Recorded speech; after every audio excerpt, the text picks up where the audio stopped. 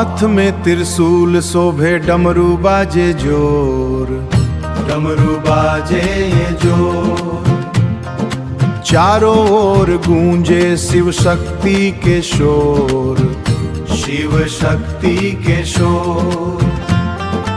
अमृत बरसे शिव के हर एक बोल से, हर एक बोल से।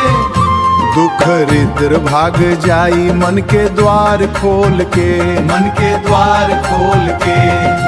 अंग में भभूत मलले ओढ़े बागंबर, ओढ़े बागंबर।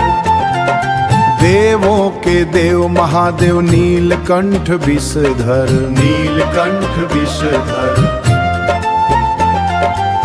जटा से निकले गंगा शीतल करे तन, शीतल करे तन।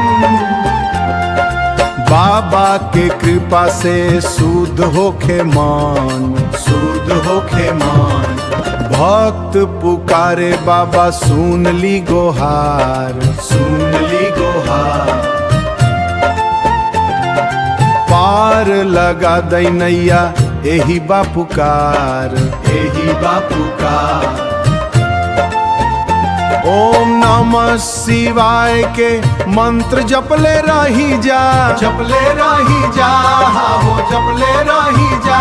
शिव चर्चा में अपन मन के रंगाई ले जा, मन के रंगाई ले जा। ओम नमः शिवाय, ओम नमः शिवाय, ओम नमः शिवाय, ओम नमः शिवाय, ओम नमः शिवाय। बाबा के महिमा, बाबा के महिमा। हर हर महादेव। मूड पे शोभे चनर माथे पे गंगा के धार, माथे पे गंगा के धार। नंदी बैठले बगल में बाबा करतारी विचार, बाबा करतारी विचार। कोहराम मचल बा जग में तू काहे भइल गंभीर, तू काहे भइल गंभीर।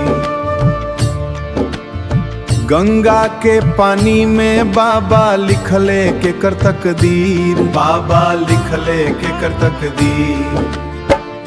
कमल के आसन लवले धैले ध्यान पार, धैले ध्यान पार। भक्त लोग चले झुंड में मंदिर के बाट पुकार, मंदिर के बाट पुकार। सांझ के बेरा पियरिया धैले सूरज देव, सांझ के बेरा पियरिया धैले सूरज देव। चरण में शीश नवावे सारा संसार के भेव, सारा संसार के भेव। अरे मनवा ई काहे भटकल बाड़ू संसार के फेर में, संसार के फेर में। शिव के चरण में शांति मिली चाहे जन होखे बेर, चाहे लाजवन होखे बेर। अंधकार मिटी जब जगी ई तीसरा नयन, ई तीसरा नयन। बाबा के महिमा के कर मनवा तू चिंतन, कर मनवा तू चिंतन। हर हर महादेव, हर हर महादेव, हर हर महादेव, हर हर महादेव। शांति शांति शांति।